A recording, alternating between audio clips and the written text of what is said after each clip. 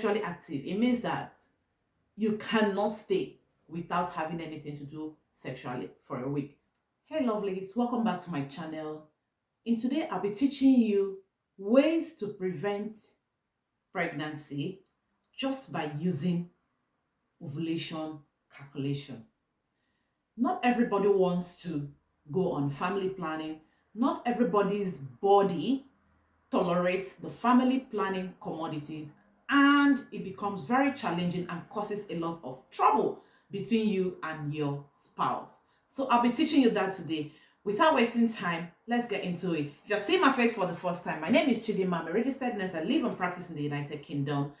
And if you're a returning subscriber, thank you very much for coming back. I love you. And if you're new, consider subscribing, because basically here we talk about everything about the health of a woman, the health of a man, and the health of a child. And this is our month of women health series.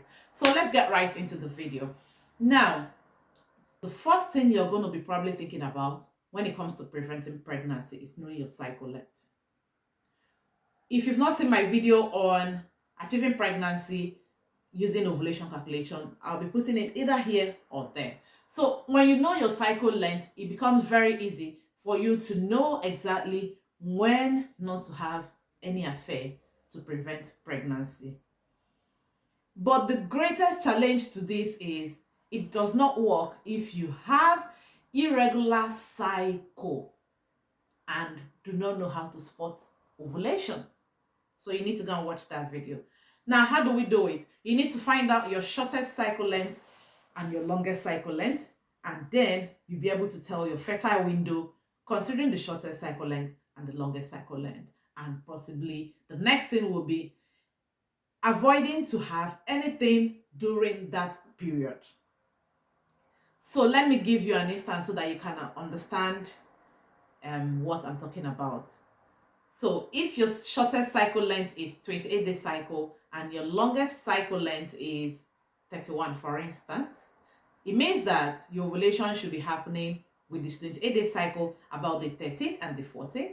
And for the longest cycle, it should be happening about the 15th, the 16th, or the 17th, depending on your luteal phase. So what's going to happen is that for you to protect yourself, you are going to be doing this, avoiding pregnancy from day 10 of your cycle, guys. Day 10. So you have to prevent everything sexual affair from day 10 up to day 18. It covers your cycle length, your fertile window length. So because you're unsure if you're going to be having day 28 or day 31 this month, if whichever one it falls, 28, 31, you're covered. What it means that if you avoid sex during that period, you won't be having anything to do with conception.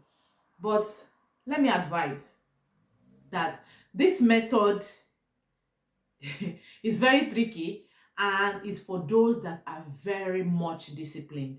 If you're a very disciplined person and you don't want to use any family planning commodities, then you can try using this method, and your spouse as well will have to also protect you from achieving pregnancy by using maybe the condoms, but don't do it just by using that calculation.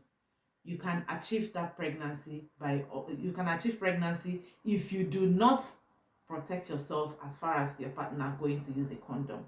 But not every woman will achieve pregnancy. Some people would not achieve pregnancy for as long as they like. That's where I said this method is very tricky. So you need to be very disciplined before you can use it. But if you are the forgetful type, you can't keep records, please, guys, don't use this method. Don't. So this is basically for those who are very disciplined and have tried maybe family planning commodities and it didn't work out for them, or it gave them some feeling they didn't like in their body. Probably they gained weight, they started having headaches, they started having high blood pressure and all those things, and they are fed up and they just want to do normal calculation. So identify your cycle length, your shortest, your longest, and then divide it into two. Find out your fertile window. When you divide into two, now you know when you're supposed to ovulate with your short cycle length and when you're supposed to ovulate with your long cycle length. And then you avoid the whole of that week, considering the short cycle and the long cycle. So ovulation will come and go, and you don't have anything to do with sexual affair that week, and you're covered. But if you cannot, then don't use this method. And if you do not have, let me say this, if you do not have a spouse who is considerate or understanding, please don't use this method, because you'll be achieving pregnancy 100%. Don't. If you have a partner who cannot go 1 week without having anything to do with you sexually, please don't use this method. Don't, please. Don't. And if you're a very sexually active young adult, please. When I mean sexually active, it means that you cannot stay without having anything to do sexually for a week. Don't use this method, because it's going to fail you probably. This method is just strictly for all those who are looking to achieve, who are looking to stay without achieving pregnancy and not having anything to do with hormonal contraceptives or other mechanical methods, that you can use to prevent pregnancy, or who have encountered challenges trying to use family planning commodities. All right, guys, this is where we'll be ending this video. It's a very quick one.